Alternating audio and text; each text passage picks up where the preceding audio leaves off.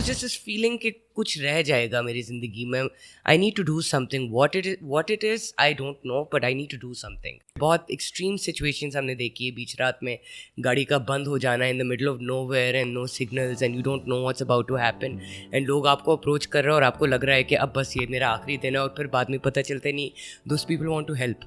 And when people thought कि मैं सिर्फ औरतों के साथ काम करती हूँ, no, I work with men.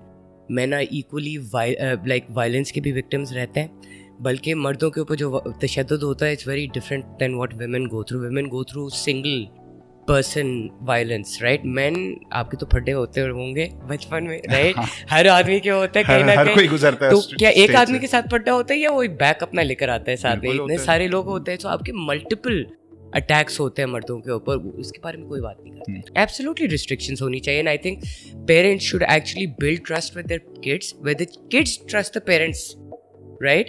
And that is how they're going to influence their own children and tell them कि यार ये चीज़ें सही हैं, ये चीज़ें नहीं है. अगर तुम्हें ऐसी चीज़ नज़र आई है जो तुम्हें डिस्टर्ब कर रही है, तुमने कुछ सीखा है, तो मुझसे आके डिस्कस करो.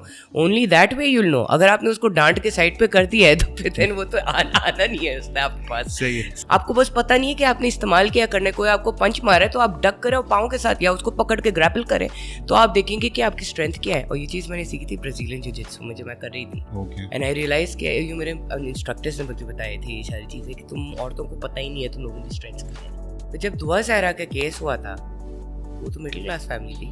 He still got his daughter back. Can you imagine that? And his daughter was trafficked. Can you imagine doing that? But he did that. जोर लगानी पड़ती है, थोड़ी सी हिम्मत करनी पड़ती है. Fathers don't take responsibility for their daughters. बहुत से कंपनीज हैं जिनमें बहुत टॉक्सिक इन्वायरमेंट में. There are good companies as well. I would love to mention them as well too, like Louis Dreyfus company, उनके साथ रिसेंटली काम किए. Wonderful environment.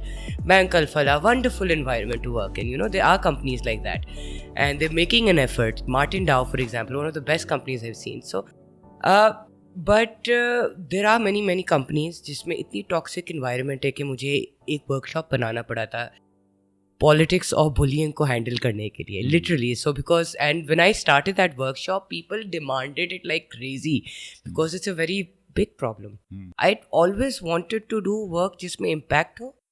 मेरे दिमाग में सक्सेस वाज नॉट मनी.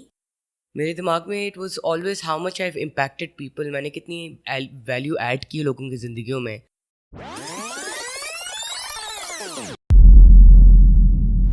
अस्सलाम वालेकुम everyone. I hope you all are doing great. आम आदमी हाजिर है आम आदमी पॉडकास्ट के एक नए एपिसोड के साथ. दोस्तों, आज के जो हमारी पॉडकास्ट की गेस्ट हैं, इनका नाम है ज़ैनब अंसारी. ज़ैनब एक कॉर्पोरेट ट्रेनर हैं, पब्लिक स्पीकर हैं, कुछ स्टार्टअप्स भी रन करती हैं और बहुत सारे टॉपिक्स जिन पे आम तौर पे लोग बात करते हुए घबराते हैं, बड़ा फ्रीली बात करती हैं. आज हम बात करेंगे ज़ैनब से एम्पावरमेंट के बारे में, डोमेस्टिक वायलेंस के बारे में, मी टू मूवमेंट के बारे में, औरत मार्च के बारे में और बहुत सारे ऐसे टॉपिक्स के बारे में जो कि आम तौर पे लोग बात करते हुए हिचकिचा रहे होते हैं जिनके बारे में. तो विदाउट एनी फर्दर अड्यू चलते हैं और बात करते हैं, देखते हैं ज़ैनब का एक्सपर्ट ओपिनियन इन मामलात को लेके क्या है. अस्सलाम वालेकुम ज़ैनब. वालेकुम सलाम. क्या हाल है आपके? बिल्कुल ठीक. Zainab, thank you so much for coming, और आपने टाइम आज हमारी इस पॉडकास्ट को जो दिया है उसके लिए बहुत बहुत शुक्रिया आपका. तो Zainab, starting from fashion designing and whatever you are doing right now, वो हम टुकड़ों में बात करते रहेंगे कि आप अभी क्या क्या कर रही हैं, बिकॉज आप जितना कुछ कर रही हैं उसको समेट के मुझे कुछ क्वेश्चंस में भी लेके आना है. बिल्कुल. तो क्यों आया ये आपके करियर में स्विच? क्यों आया है? Well, I at 30 I got burnt out. अब ये एक कन्वर्सेशन है जो हम करते नहीं हैं. Okay. कि बर्नआउट एक असली चीज़ है. Being a workaholic, working all the time, never taking vacations, ये सारे जो इश्यूज हैं, छुट्टी ना लेना, ये सब, ये बहुत ज़रूरी है, रेस्ट. और ये मैंने बहुत एक इस तरीके से मैंने सीखा है कि इन माई ओन करियर 10 साल मैंने फ़ैशन में गुजारा है. मैंने बहुत मेहनत की, मैंने छुट्टियाँ नहीं ली. मैं I would push myself to the maximum. Okay, and at the end I got burnt out. I couldn't work anymore, and for the next 1 to 2 years मैंने एक ब्रेक लिया अपने करियर से, क्योंकि पढ़ाई के दौरान ही मेरा काम शुरू हुआ था. So I was not able to do that. So it was really wonderful to be able to take that break, and but पहली दफ़ा ज़िंदगी में मुझे नहीं पता था कि मैं अब क्या करूँगी। चार्टर्ड अकाउंटेंसी पढ़ा था एंड उसी के बीच में मैंने अपना बिजनेस शुरू किया फैशन, जो कि चला। So I only knew this and how do you go from here and then how do you discover कि आप कौन हैं। तो ये एक जर्नी थी जो जो 1-2 साल जहाँ मैंने काम नहीं किया, वहाँ मैंने एक्चुअली अपने बारे में कुछ थोड़ा सा सीखा था। तो ये जो आपके करियर में जो ब्रेक आया, ये ब्रेक इस वजह से मैं कह सकता हूँ कि ये इस वजह से आया कि आप अपने काम से आपको एक इनर सेटिस्फैक्शन नहीं मिल रही थी, like you want to do something else. या I think you would be able to pinpoint that, क्योंकि मैंने अपना पहला सेल्फ डिफेंस क्लास अपने फैशन के आखिरी साल में लिया था and that affected me a lot. और मैं काफ़ी घुस गई थी इसमें, मार्शल आर्ट्स में मैंने सीखने शुरू किए हैं, बहुत सारे सेल्फ डिफेंस टैक्टिक्स टेक्निक्स अपने सीखने शुरू किए थे एंड उससे ये जो नया पूरा एक पाथवे क्रिएट हुआ जो मैंने कभी सोचा नहीं था कि मैं ये करूँगी ज़िंदगी में, तो वो क्रिएट हुआ। तो या एक तो वो हो रहा था and secondly I would give to a lot of charities through my collections and a lot of my work. So I always wanted to do work जिसमें इम्पैक्ट हो। मेरे दिमाग में सक्सेस वाज नॉट मनी, मेरे दिमाग में it was always how much I have impacted people, मैंने कितनी वैल्यू ऐड की लोगों की ज़िंदगियों में। एंड एट 30 मुझे लगा था कि मैंने किसी की ज़िंदगी में वैल्यू नहीं ऐड किया था एक्सेप्ट फॉर माई एम्प्लॉइज़। अच्छा, right. So and I it was just this feeling कि कुछ रह जाएगा मेरी ज़िंदगी में। I need to do something. What it is, I don't know, but I need to do something. Okay. Yeah. तो वो डिस्कवरी कैसे हुई कि जब आपने मतलब वो ट्रायल एंड एरर बेसिस पे चीज़ें ट्राई की अपने करियर के अंदर कुछ, या फिर ये कि आपको एक पाथ बिल्कुल पता था कि नहीं यार ये करना है तो इससे ये इम्पैक्ट आएगा? Unfortunately मेरे पास वो क्लैरिटी नहीं थी उस टाइम पे एंड जो अब है। एंड मैंने क्या किया था, मैंने एक कॉर्पोरेट फिटनेस कंपनी शुरू कर दी। इंस्ट्रक्टर्स थे मेरे साथ आसपास, मैंने फिर कंपनीज पे जाके उनके सर्विसेज बेचने शुरू किए। That was what I was just making a little bit of money, not a lot. I had a lot of savings from my fashion years and तो उस टाइम पे मैं एक ग्रुप था खाना बदोश के नाम से and they were wild life photographers and they did photography for BBC Urdu and उन्होंने बहुत सारे पब्लिकेशंस के साथ काम किया था। सो आई हैड these छोटे चीखते हुए लाल बाल ना, बिल्कुल कोको कोला का एक वो जो कैन होना है वो वाले लाल, and obviously shocking and suddenly this fashionista coming to this set कि आप मॉडल क्यों ना करें हमारे लिए, हम जाएंगे थर और हम जाएंगे सिंध में पूरा घूमेंगे, बलूचिस्तान में पूरा घूमेंगे, उसके बैकड्रॉप पे आपके बाल बहुत अच्छे लगेंगे। So we took lots of photos, we had a wonderful time, I went and I saw so many things. मैंने एक पूरी एज अ बर्गर एक अलग ही दुनिया देखी, राइट। एकदम से मेरी दुनिया खुल गई कि wow, I used to think कि यार हम अर्बन एरियाज में ज़्यादा पढ़े लिखे हैं, we are kinder, we are more empathetic, we are more hospitable. No, we are arrogant. Okay, rural areas में जब आप जाते हैं आपको एक इंसानियत नज़र आती है उधर, जो कि आपको नहीं एक्सपीरियंस करने को मिलता है एक सिटी स्पेस के अंदर, so I got to see that. मेरे बहुत सारे फियर्स थे as a woman traveling in Pakistan. Will I be, and this is before women were doing this often, this is way before that, right? So अब वो doing that बहुत सारे मेरे डर निकल गए। फिर मैं then I went on a bike with my friends cross country and all, उसमें बहुत सारे डर, like I was able to fight so many fears that when I came back, तो other things like going on stage and talking, वो बहुत छोटे हो गए थे फियर्स उसके बाद। क्योंकि बहुत एक्सट्रीम सिचुएशंस हमने देखी है, बीच रात में गाड़ी का बंद हो जाना in the middle of nowhere and no signals and you don't know what's about to happen, and लोग आपको अप्रोच कर रहे हैं और आपको लग रहा है कि अब बस ये मेरा आखिरी दिन है, और फिर बाद में पता चलता नहीं those people want to help, so इस तरह के लाइक माइंड ब्लोइंग एक्सपीरियंसेस हुए। उससे बहुत फ़र्क पड़ा। क्लैरिटी लेकर आने में मुझे समझ में आया मेरी स्ट्रेंथ्स किधर लाइक करती हैं, लाइक आई अंडरस्टूड। मैंने सारी ज़िंदगी कैमरा के पीछे मैं रहना चाहती थी। I never wanted to come in front of camera and I never knew I'd be good at it. I never knew I'd be good at being on a stage. ये कभी मैंने सोचा नहीं था। And the fact that I am being, मेरे अब बार बार hosting के लिए हर जगह बुलाया जाता है, to MC, to talk, to speak, to share my things, it's very interesting. कहाँ से मैंने सीखा है, बलूचिस्तान में घूमते हुए सीखा है, राइट। एंड देन उसके बाद जब मैंने कॉर्पोरेट फिटनेस का वेलनेस का काम शुरू किया, उसमें आई हैड सम एक्सपीरियंस है। हमने लकी वन में बड़े मज़ेदार शोज़ किए थे and very interesting experiments. And then उसके बाद so it was just a lot of experiments जो 2-3 साल तक चलते रहे। एक एक्सपेरिमेंट उसमें चला एक मेरा one of my instructors is very good friend of mine, Shahzeb Khan, उसने मेरे पास आके कहते हैं कि यार तुम इतनी सेल्फ डिफेंस कर रही होती हो, इकरा यूनिवर्सिटी में हो रहा है सेल्फ डिफेंस का session, and they asked me to come but I think you speak well, तो why don't you come?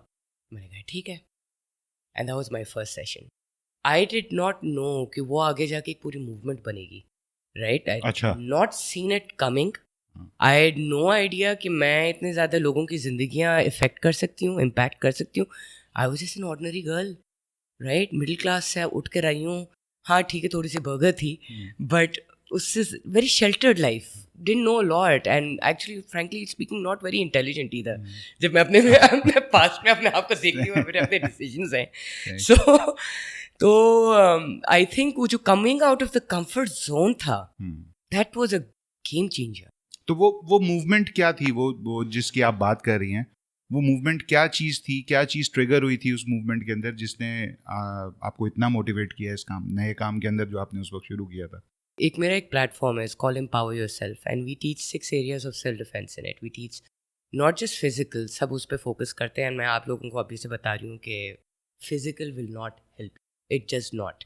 Okay, verbal, psychological, legal, financial, digital, ये सारे एरियाज हम सिखाते हैं, क्योंकि ये areas of empowerment. Yes, and when people thought कि मैं सिर्फ औरतों के साथ काम करती हूँ, no, I work with men. Men are equally like violence के भी विक्टिम्स रहते हैं, बल्कि मर्दों के ऊपर जो तशद्दुद होता है, it's very different than what women go through. Women go through single person violence, right? Man, आपके तो फड्डे होते होंगे बचपन में, राइट? हर आदमी के होता है कहीं ना कहीं, कोई गुजरता है. तो क्या एक आदमी के साथ फड्डा होता है या वो एक बैक अपना लेकर आता है साथ में? इतने सारे लोग होते हैं, तो आपके मल्टीपल अटैक्स होते हैं मर्दों के ऊपर, इसके बारे में कोई बात नहीं करते. अच्छा, लेकिन हमारे यहाँ वैसे सोसाइटी में एक और चीज़ भी है कि जब हम एम्पावरमेंट की बात करते हैं तो हमारे दिमाग में जो पहला एक सीन क्रिएट जो हमारे दिमाग में हो रहा होता है वो ख़वातीन से रिलेटेड ही होता है. एम्पावर विमेन, ठीक है, एम्पावर द फीमेल्स, हमारे दिमाग में यही कॉन्सेप्ट हो रहे होते हैं. लेकिन आपने जैसे बात की कि ये चीज़ सिर्फ ख़वातीन के लिए हम लेबल नहीं कर सकते, लाइक हर एक को एम्पावर होने की ज़रूरत है. तो क्या आपने अपने एक्सपीरियंसेस से क्या चीज़ ऐसी देखी कि जिसमें आपको लगा कि नहीं यार, ये हम लोग इसको किसी एक जेंडर के साथ एसोसिएट नहीं कर सकते, ये सबका प्रॉब्लम है? वेल, एक्चुअली जब मेरे वर्कशॉप्स होते थे ना, तो इन द बिगिनिंग मुझे सिर्फ फीमेल्स के साथ बिठाया जाता था, and they did go through it. Women don't have it easy in Pakistan, definitely. But जब हम सेक्सुअल वायलेंस के बारे में बात करते हैं ना, ये एक टॉपिक है जिसमें लोगों को लगता है सिर्फ औरतों के साथ होता है. बट अगर आप अपने साहिल, एक ऑर्गेनाइजेशन है, ये अपने क्रूल नंबर्स निकालती है, अगर पिछले साल के सिर्फ क्रूल नंबर्स निकालें, तो जो आपके अंडर 12 जो चाइल्ड अब्यूज़ हो रही है, वो दोनों इक्वली लड़कियां और लड़कों के आपस में होती है. So when I started talking about this, शुरू में there were a lot of men who were very uncomfortable कि हम नहीं बात करना चाह रहे इसके बारे में. बट आहिस्ता आहिस्ता बहुत सारे मर्द मेरे पास आना शुरू हुए कि मेरे साथ ये हो रहा है, ये मेरे साथ हो चुका है. अच्छा, ये मर्द कौन थे? ये मर्द रूरल एरियाज वाले थे या नहीं, अर्बन शहरों वाले? मेरे दोस्त थे. ओके. मेरे जब मैं स्कूलों पे जाती थी वो टीचर्स थे, यू नो. मैं जिन कंपनीज में जाती थी वो CEOs थे, यू नो, और उनके हेड्स थे. And every man I saw, I realise कि यार ये तो बात ही नहीं कोई कर रहा है इसके बारे में, ये क्या सीन है. And I've spoken a lot about women empowerment. As I said, I've worked heavily on women empowerment. But आप एक जेंडर को एम्पावर करने के लिए दूसरे जेंडर को इग्नोर नहीं करना चाहिए, राइट? कि वो भी एक जेन्युइन इशू से गुजर रहा है. तो बहुत दफ़ा हम देखते हैं कि अब्यूजर्स एक साइकिल ऑफ अब्यूज से आते हैं, राइट? तो आप इस चीज़ को ख़त्म कर सकते हैं बचपन में by making sure that even the boy does not have to go through that, right? So it's a very complicated conversation, but main thing is sexual violence के पीछे it's not a male versus female story, it's a insan versus insan story. Okay, first of all, understanding that conflict is a human problem, right? And taking advantage and harming others is a human problem. और ये कब से शुरू हो रहा है? Cain and Abel से शुरू हो रहा है, राइट? ये तो ये कोई नई कहानी नहीं है, और ये ओवर द इयर्स हुआ है. अब जाके सिर्फ रिपोर्टिंग हो रही है, एम्पैथी ज़्यादा है इसके बारे में, we talking about it. This new generation Gen Z, इसने हमें बहुत एजुकेट किया है इस मामले में, जो हमें ज़रूरत थी, बाय द वे. सो ज़रूरत हमें ये थी ना कि हमें अपने दिमाग को चेंज करना था. Like we'll have to change the process, जो हम सोचने का हमारा प्रोसेस होता है उसको चेंज करना.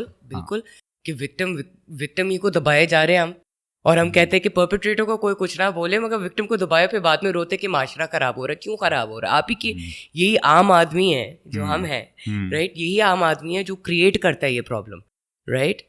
So this goes on to another startup that I started called the Power Circle. ये मैंने पिछले साल शुरू किया था एंड मेरा कॉन्सेप्ट पावर सर्कल का था कि ये एक सिविलियन डिस्कोर्स था। मेरे बहुत सारे दोस्त हैं जो मिनिस्टर्स भी हैं, जो पॉलिटिशियंस हैं, जो बहुत पावरफुल स्पेसेस में हैं and they establish in all of these places and they used to be like कि हमें क्यों नहीं बुलाती उन फोरम्स पे। तो उनको मैं यही चीज़ बोलती थी कि यार 248 मिलियन लोग हैं हम, आप लोग कितने हैं? 1 मिलियन। सारा गवर्नमेंट, सारा आर्मी सब मिला के कितने लोग हैं? 1 मिलियन, राइट? तो ये बाकी 247 मिलियन क्या तेल लेने गए हैं क्या? सही बात है। Why are they not working? Why are we not working? हमारे attitudes is what creates society. हमारे attitudes is what creates victims. हमारे attitudes are what's creating these problems that we are dealing with over here nowadays. So अब Empower Yourself से ये पूरी एक conversation शुरू हुई थी और मैंने शुरू किया था वायलेंस पे। मैंने अपनी ज़िंदगी में भी बहुत देखा है और मुझे पता है इस कमरे में भी बहुत लोग हैं जिन्होंने अपनी ज़िंदगियों में देखा है। मुझे पता है हमारे व्यूअर्स में बहुत लोग हैं जिन्होंने अपनी ज़िंदगी में बुलिंग, वर्क प्लेस पॉलिटिक्स देखे हैं, उन्होंने अपने स्कूल के अंदर बदतमीजियाँ देखी, उन्होंने पढ़े देखे। पढ़े के आसान थे, बचपन में आपको जाके अपने आप को प्रोटेक्ट करना पड़ रहा है, right? Like there were friends of mine who were attacked during this पढ़े स्कूल और कॉलेज के, जिनके लाइफ लॉन्ग इंजरीज हैं। उसके बारे में कोई नहीं बात कर रहा है, राइट? एंड यही मर्दानगी के चक्कर में which is something which is a conversation we need to have, that patriarchy सिर्फ औरतों को नहीं इम्पैक्ट करती, मर्दों को भी करती है, right? And so you see कि एम्पावर योरसेल्फ के बारे में बात करते हुए कितना बड़ा एक कन्वर्सेशन शुरू होना शुरू हो जाता है। तो जब भी मैं वर्कशॉप्स में जाती थी तो ये कन्वर्सेशंस होती थी और in the first 2 years it was so difficult because ऐसा लगता था कि मैं जब भी जाती थी तो मैं अपने प्रॉब्लम्स रिलीव कर रही होती थी। So I went deep into depression, like, and I was still doing it and I was just like, मेरे दिमाग में एक ये फ्यूल था कि मेरे साथ जो हुआ है, मैं अपना जस्टिस नहीं ले सकी अपने लिए, मगर दूसरों को तो मैं सिखा सकती हूँ ना कि ये ना करो, इन लोगों के पीछे ना जाओ, ये रेड फ्लैग्स हैं, इस तरीके से अपने आप को बचाओ। आप बाकी दुनिया आपको कह रही है कि कपड़े आप इस तरह के पहनेंगे तो आप बचेंगे, तो फिर मुझे पता है कि इतने सारे पुलिस केसेस में, इतने रेप केसेस में क्यों पर्दे वाली औरतें होती हैं, राइट? अगर वो है, अगर आपके कपड़े इतना कोई चेन ऑफ मेल है आपका, जिस तरह रोमन सोल्जर्स पहनते थे, क्या वो है? नहीं है। 2 सेकंड में आपके दुपट्टा को लेकर आपको चोक किया जा सकता है। आप ही के कपड़े आपके अगेंस्ट वेपन हो सकते हैं। तो मैं लोगों को ये कहती थी कि एक अलग तरीके से सोचना शुरू करें इसके मामले में, तभी जाके हम कोई बदलाव लेकर आ सकते हैं। अब फॉर एग्जाम्पल वेपन्स के बारे में बात करती हूँ। women think that we are weak. They really don't know how the body is built. Men's upper body are stronger than women's upper body. Women's lower body is stronger than a men's upper body. आप UFC देखें, Conor McGregor versus Khabib ने उसको खेलना शुरू हो गया था उसके साथ। क्यों? क्योंकि कॉनर मैग्रेगर स्ट्राइकर था, खबीब क्या था? He was a grappler. Grapplers क्या करते हैं? लोअर बॉडी इस्तेमाल करते हैं। तो आपने देखा है वर्ल्ड स्टेज पे कि grappler is stronger than a striker. तो why do you think you are weak? From what angle? आपको बस पता नहीं है कि आपने इस्तेमाल किया करने, कोई आपको पंच मारा है तो आप डक करें और पाँव के साथ या उसको पकड़ के ग्रैपल करें, तो आप देखेंगे कि आपकी स्ट्रेंथ क्या है। और ये चीज़ मैंने सीखी थी ब्राजीलियन जिu-jitsu में जब मैं कर रही थी। एंड आई रियलाइज कि ये मेरे इंस्ट्रक्टर्स ने मुझे बताए थे ये सारी चीज़ें कि तुम औरतों को पता ही नहीं है तुम लोगों की स्ट्रेंथ क्या है, right? So you not weak, you just misinformed, all right? And this I would say for the men as well too. You're not wrong, you're not abusive.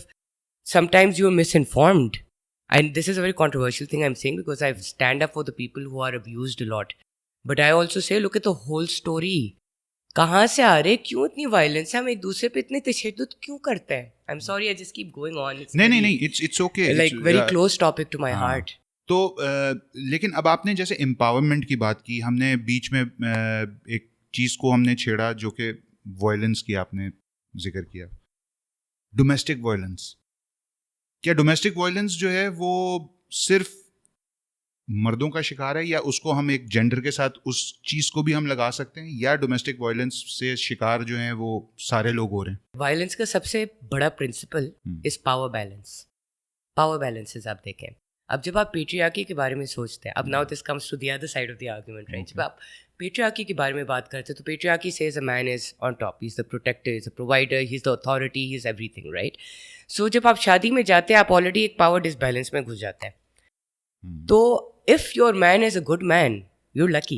There are a lot of my friends who married to very good men. They're very lucky, and their men take them forward and empower them. But if your man, for any reason, कि उसको बदतमीजी घर में सिखाई है या उसको किसी ने तमीज़ सिखाई नहीं, you know, कभी कोई वो तरबियत आई नहीं उसकी ज़िंदगी में, और आप उसके साथ है एक पावर इम्बैलेंस में, तो डोमेस्टिक वायलेंस किसके साथ होगा? उसी के साथ जो इम्बैलेंस में वीक है, राइट? पाकिस्तान एक ऐसा मुल्क है जहाँ जो बंदा वीक है ना, उस पे सब चढ़ जाते हैं, चाहे वो मर्द हो या औरत. या आप गरीब हो. अच्छा, मैं पता है अपनी कन्वर्सेशन को मैं जो हूँ ना किसी एक जेंडर स्पेसिफिक एरिया में नहीं जाना चाह रहा. बिल्कुल, मुझे बात करनी है जनरल एज अ होल. हाँ, इंसानों की बात करनी है, और मुझे वो चीज़ें जो गलत लोगों के जहनों में बैठी हुई हैं उनको निकालना है कि जिसमें वो सिर्फ ख़वातीन के साथ कुछ मसलों को जोड़ देते हैं या सिर्फ मर्दों के साथ कुछ मसलों को जोड़ देते हैं. ऐसा मेरे हिसाब से ऐसा नहीं होता. मसले जनरल होते हैं. ये ज़रूर हो सकता है कि ज़्यादा परसेंटेज किसी एक जेंडर की उस मसले का शिकार हो रही हो, लेकिन ऐसा नहीं हो सकता कि एक बिल्कुल महफूज है और एक 100% जो है वो विक्टिम हुई हुई है. बिल्कुल. तो बिल्कुल. रिलेशनशिप्स, घर का माहौल, ये सारी चीज़ें कितना इम्पैक्ट कर रही होती हैं एम्पावरमेंट में और वॉयलेंस के अंदर. So the family structure is very very important. आपकी फैमिली कितनी आपको सपोर्ट करती है. हम ये बहुत सुनते हैं कि जो बच्चियां शादी कर लेती हैं फिर फैमिलीज कहते हैं कि अब सिर्फ तुम्हारा जनाजा निकलेगा उधर से, तो now they are left alone and with no one to protect them. And वो वाले जो केसेस जब मैं डील करती हूँ, I don't know how those women come through. जो शेल्टर्स में जाने, जो इतना मुश्किल है उनके लिए बचना. But I came from a family as well where my family supported me when they saw me in a very abusive situation, and they pulled me out of it. And if they weren't there, I don't even know how I would have done it. I think about it so many times. I don't know. So 2-3 दिन पहले मेरी बात हुई थी with another lady, and she was also telling me that her family did not accept her back. She took a divorce after 20 years. बहुत मुश्किल, बहुत. She's like, मैं इंतज़ार मैंने किया कि मेरे बच्चे इतने बड़े हो जाएं कि मैं ये कदम उठा सकूं. उस वक्त तक मैंने इसकी ट्रीटमेंट एक्सपीरियंस की है. ओके, क्योंकि ऑब्वियसली वो तो बच्चों के लिए. बट अब she struggled. Why? Because the family didn't give her the support, right? So log struggle, and this is again, it's not gender specific. You will struggle if your family doesn't support you. Secondly, I always say this: mothers educate, fathers empower. If the father has decided to become an obstacle, it will be a problem for the girl forever. And I've seen this in my own life because my own father, he treats me like a boy. Literally, it's a problem. It's a fight in our house where I'm like, no, अब्बा, मैं एक लड़की हूँ. नहीं, तुम्हें करना चाहिए. तुम इस दुनिया में हो, तुमने काम करना होगा, ये वगैरह. तो because of him, I've been able to reach where I've reached. Otherwise, would I be able to? My mother would have tried her level best. If my father had not put his foot down, it would not have happened. So that's important. Religious element, societal pressures, इन मसलों को क्या आपको ऐसा लगता है कि ये मसले इन चीज़ों की वजह से रिलीजियस एक बैरियर बन जाता है, सोसाइटल इम्पैक्ट एक बैरियर बन जाता है कि ये मसले निकल के बाहर ही नहीं आते? सारी जिंदगी लोग इन मसलों से गुजरते रहते हैं और कंप्लेन नाम की कोई चीज़ कहीं दिखती ही नहीं है. डरे हुए ना, हाँ, सहमे हुए. This whole conversation is about fear. जो मैंने आपको बताया था ना थोड़ी देर पहले, मैं खाना बदोश के साथ घूम रही थी और बहुत सारे मैंने फियर्स अपने निकाले थे. If I was able to do things in my life, it was because I was able to eliminate those fears. And every year I eliminate a new fear. I target a new fear और उसको निकालती हूँ कि my fear of success, my fear of doing this, my fear of doing that. छोटे छोटे fears निकालें. उस comfort zone से निकलेंगे तभी आप जाके कुछ success में देख सकेंगे. So that's the same case with this. ये जो चीज़ है ना, ये सिर्फ मियाँ बीवी के फड्डों वाली बात नहीं है. एक छोटा बच्चा जो स्कूल जाता है ना, वो घर आके अक्सर अपने मसलों को बता ही नहीं रहा होता कि उसके साथ स्कूल में क्या क्या हुआ है. ट्रस्ट डेफिशिट है ना विद द पेरेंट्स. बहुत से अब तो I would say millennial parents फ़र्क है इस मामले में. They much better, they gentler parents and all. But जो हमने जो देखा है, बहुत सारे हमारे जो दोस्तों ने देखा है, इज़ दैट ट्रस्ट डेफिशिट था. ये होता था कि the parents you would have to be trustworthy for the parent, मगर the parent does not have to prove their trust to you. So हाँ, ये बिल्कुल। एक बहुत बड़ा इशू होता था कि वेयर यू वुड नॉट, बहुत सारी लड़कियां हैं वो अपने माँ बाप को क्यों नहीं बताती कि अब्यूजिव सिचुएशन में, क्योंकि they don't trust the parents to actually take a stand for them. So they say कि rather than have a heart broken and also deal with this, let's just deal with this on our own.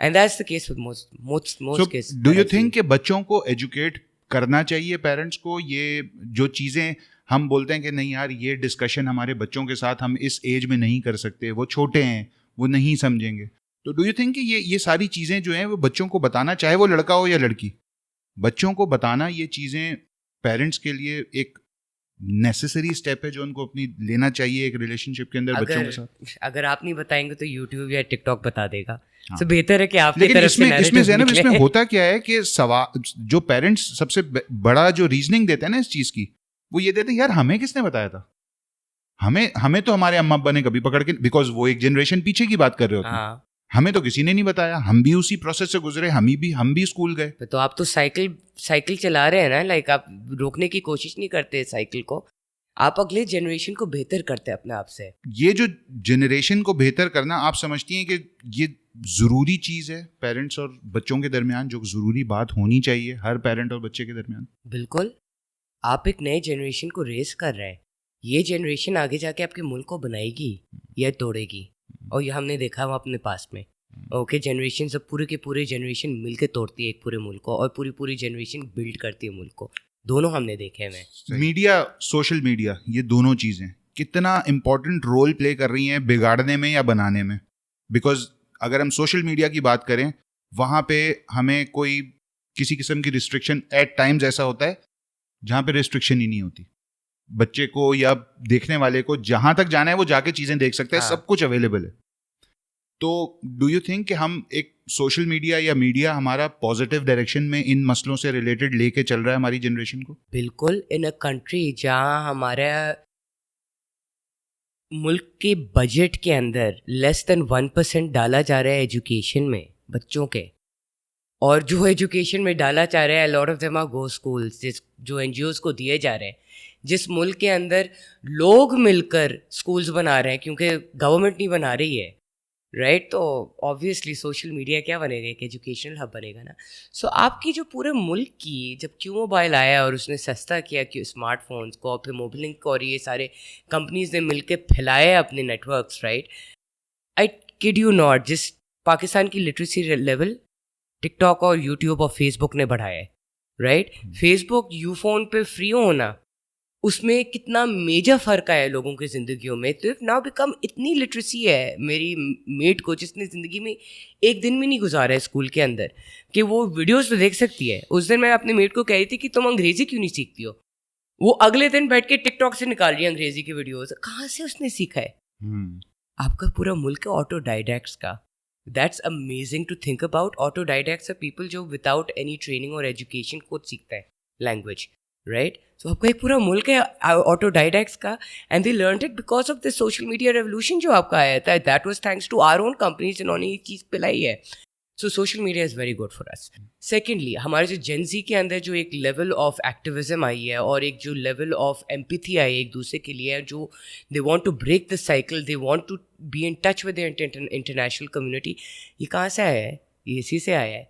इसको तो बिल्कुल नहीं रोकना चाहिए. We should let it go through. And I can tell you one thing, I know this is an unpopular opinion, but the next generation is far more intelligent than our generation, and they know what they are doing and they far more clearer. हमें लगता है कि नहीं, उनको नहीं पता है क्योंकि वो हमारे पाथ में नहीं चल रहे हैं. मगर हमारा पाथ कौन सा सही था? पाकिस्तान की हालात देखें, right? Like, हम कौन से role models थे in the first place? These kids don't have good role models, but they found a path on their own. I work with kids. I have a project called Project Pakistan, and we engage with a lot of universities in that. And these kids are different. They're not our generation. I can tell you, it's very different. They want to do something. वो कचरा देखेंगे गिरा हुआ तो वो उधर से चलते भी नहीं जाएंगे, हमारे तरह इग्नोर करके नहीं जाएंगे, वो जाके उठाएंगे, फेंकेंगे, क्योंकि they are interested in their environment.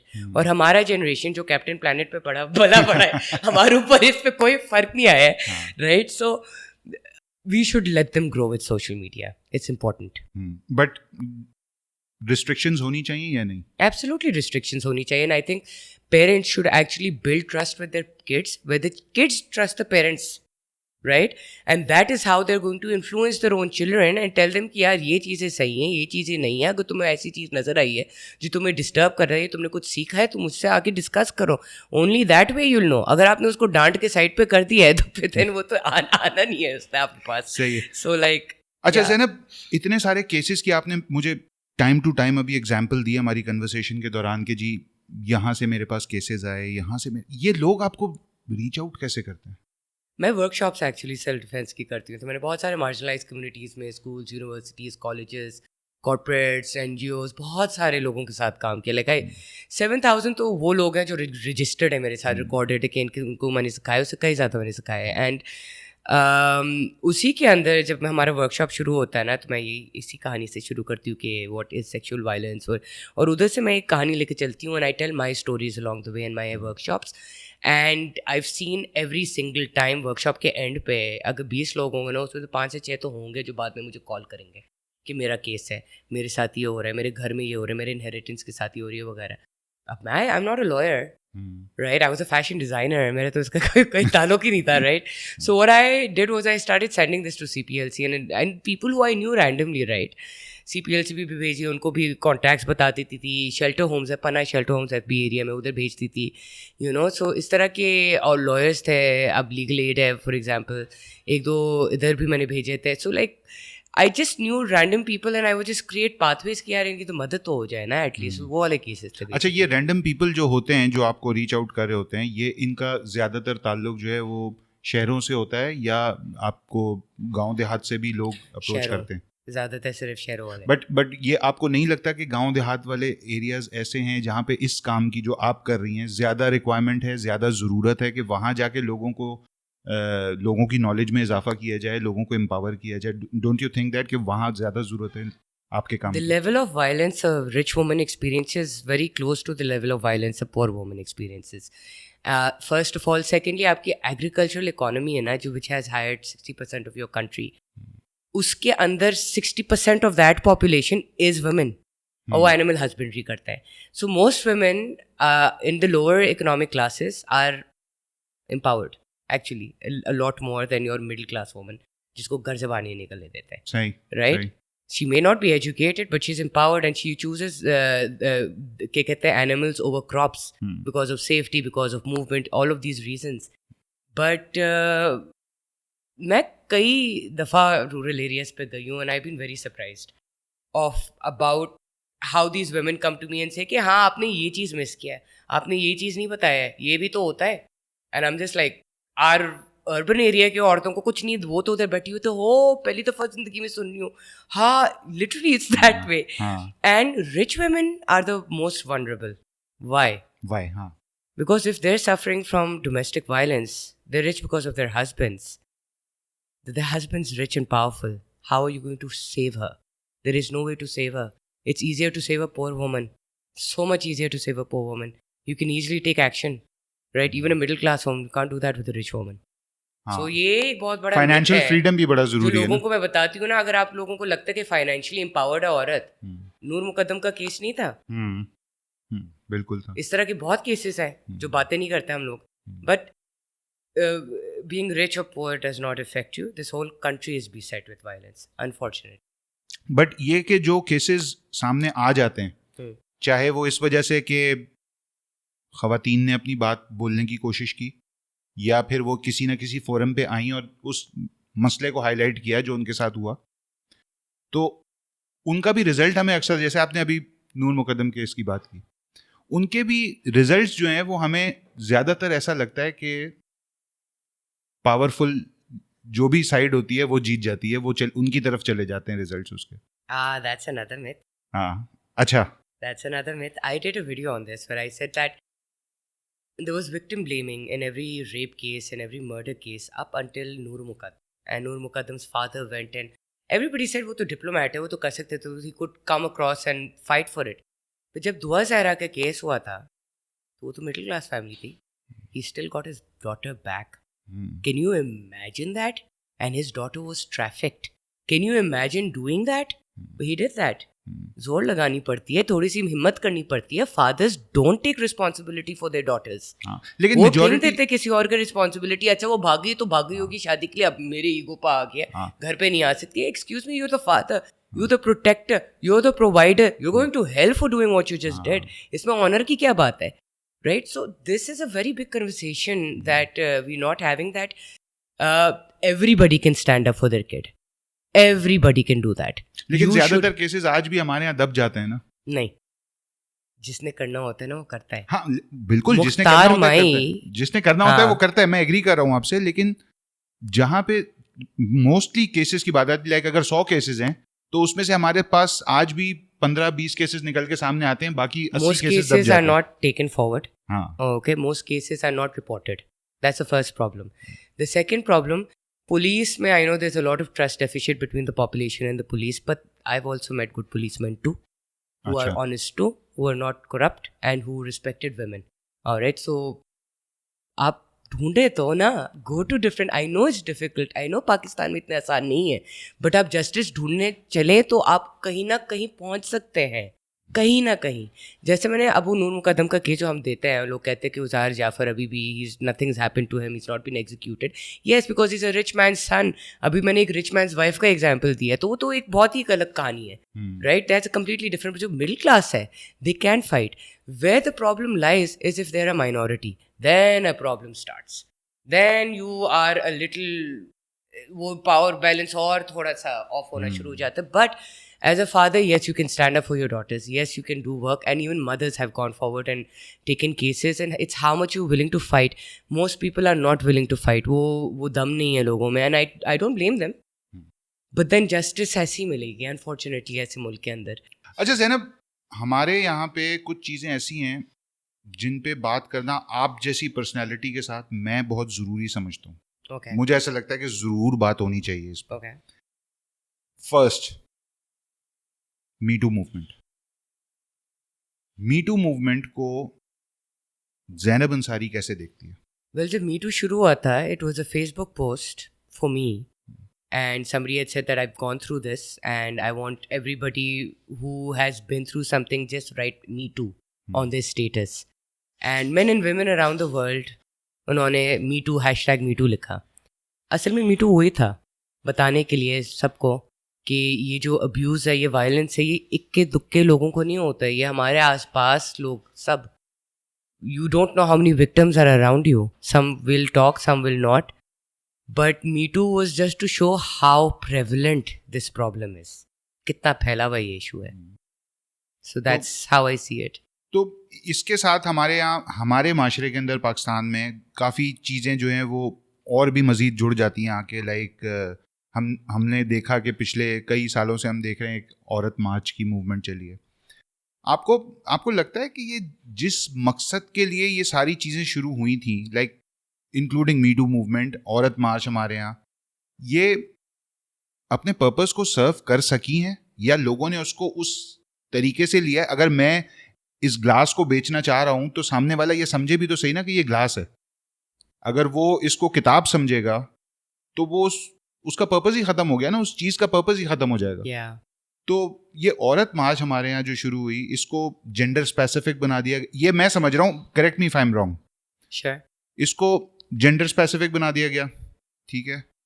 औरत मार्च ऑब्वियसली थी, जेंडर स्पेसिफिक ही थी, लेकिन उसने अपना पर्पस को सर्व, जिस मकसद के लिए उसको शुरू किया था, क्या वो मकसद हासिल करने में कामयाब हुए लोग? For this I want to go back in time.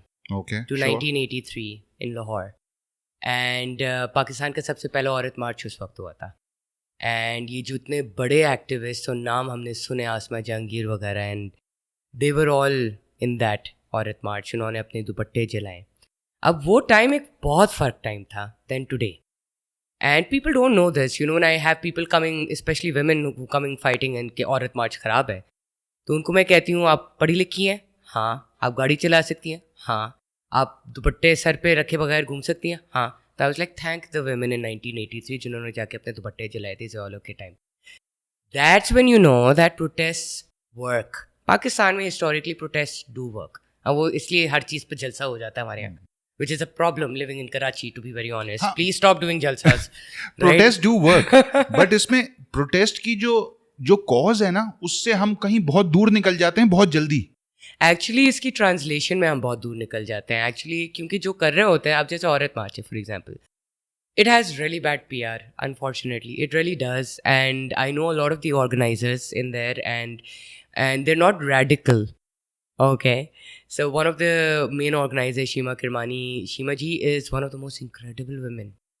Okay. She speaks her mind. If you sit with her, she gives us powerful statements. Clarity उनकी इतनी clear है उनकी, you know, in terms of how she wants to move forward with this movement. But the rest of Aurat March, 500 placards में से सिर्फ 2 या 3 हैं जो इंटरनेट पे घूमती हैं. That means that's a narrative. मैं आपको I am gonna go back in time to 1983. 1983 इन औरतों ने जो कदम उठाया था ना, ये बहुत बड़ा और बहुत ब्रेव कदम था, जिसमें बहुत सारी औरतों को मारा गया था, राइट? बट उस टाइम पे गवर्नमेंट ने ब्लैकआउट कर दिया था मीडिया पे.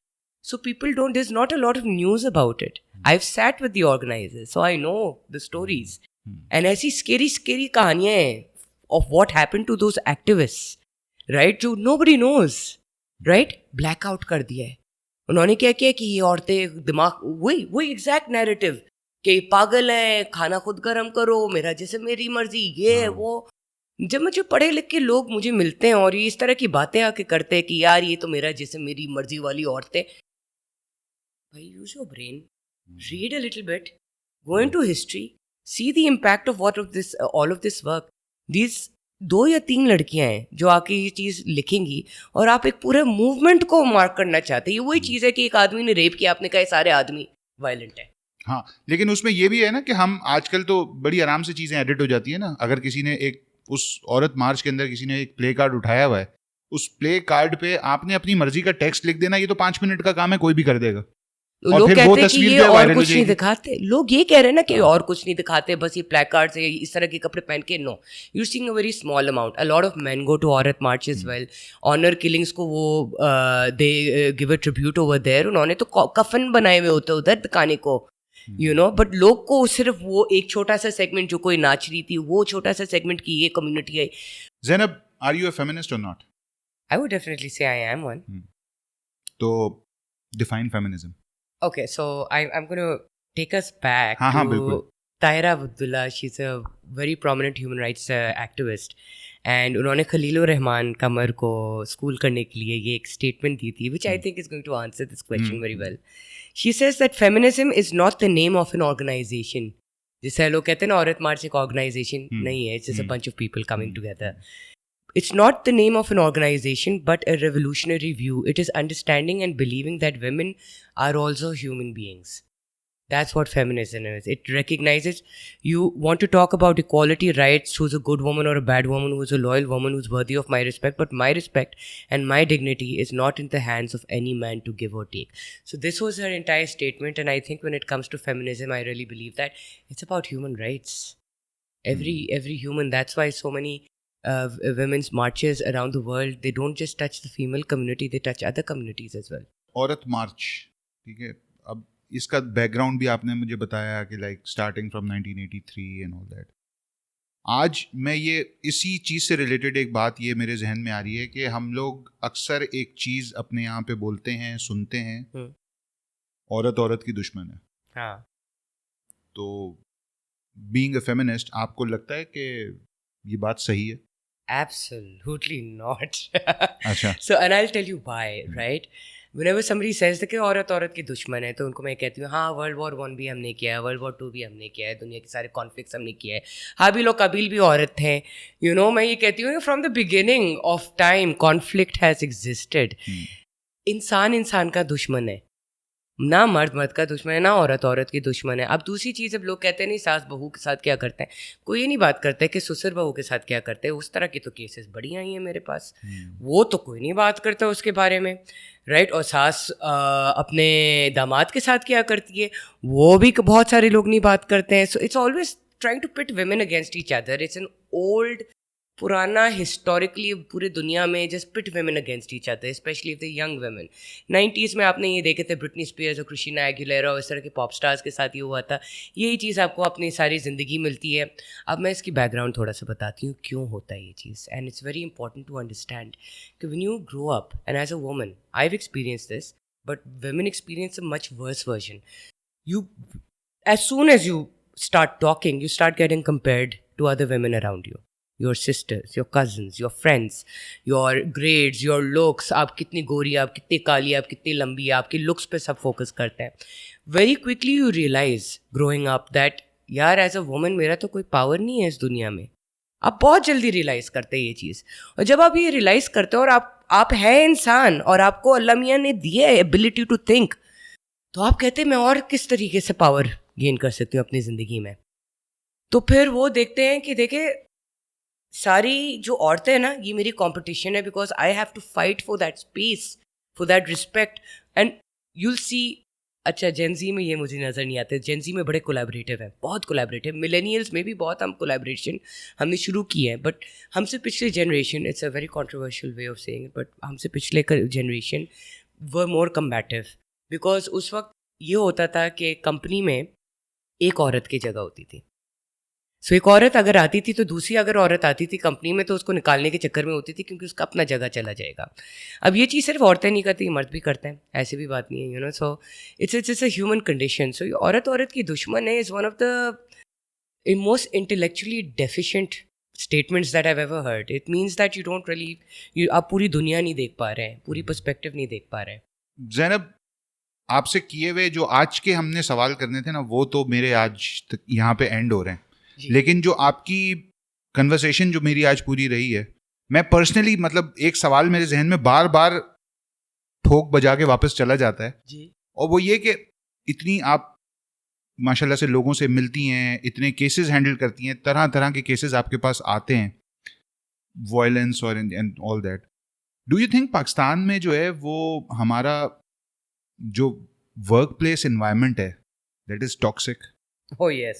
फॉर एनीबडी, मतलब मैं जेंडर स्पेसिफिक बात नहीं कर रहा, for anyone. I am a diversity inclusion and equity expert, and मेरा तो काम ही यही है कि डाइवर्स पॉपुलेशन इनसाइड कंपनीज, उनकी सेंसिटाइजेशन और उनकी डेवलपमेंट वगैरह सारा काम करना है. उसमें मैंने देखा है कि बहुत से कंपनीज हैं जिनमें बहुत टॉक्सिक इन्वायरमेंट में.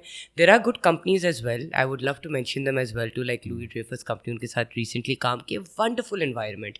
Bank Alfalah, wonderful environment to work in, you know. There are companies like that and they're making an effort. Martin Dow, for example, one of the best companies I've seen. So, but there are many companies जिसमें इतनी toxic environment है कि मुझे एक workshop बनाना पड़ा था politics और bullying को handle करने के लिए, literally. So because, and when I started that workshop, people demanded it like crazy because it's a very big problem. अच्छा ज़ैनब, ये जो मैंने आपसे सवाल किया ना आखिरी में, ये corporate environment वाला, ये मैंने सवाल इसलिए किया क्योंकि आपकी प्रोफाइल मैंने बड़ी थॉरली स्टडी की है, और आप जैसी शख्सियत को जो है ना वो एक एपिसोड में बंद करना जस्टिफाई नहीं करूँगा मैं, अगर मैंने ऐसा किया तो आखिरी सवाल पे मैं छोड़ के जा रहा हूँ लोगों के लिए कि वो लोग ये समझें कि हमारी जो आने वाले दिनों में जो कन्वर्सेशन होंगे, एंड आई एम श्योर कि आप टाइम निकालेंगी मेरे लिए इन फ्यूचर इंशाल्लाह, तो वो चीज़ें हम वो टॉपिक्स पे बात करेंगे, वो एरियाज़ पे हम बात करेंगे जो कि आज आपकी पर्सनालिटी से रिलेटेड, आपके करियर से रिलेटेड हम नहीं बात कर सके because of lack of time. और वो भी उन उन्वान पे भी बात करना चाहिए जो which the viewers actually feel they want to also hear. बिल्कुल लोग सुनना चाहते हैं, और ये चीज़ें वो हैं जो लोग सुनना चाहते हैं. पसंद किसी को आए नहीं आए वो उनकी पर्सनल लाइकिंग डिसलाइकिंग है, लेकिन बात सुनना चाहते हैं लोग. बिल्कुल, सवाल ज़रूर पूछें.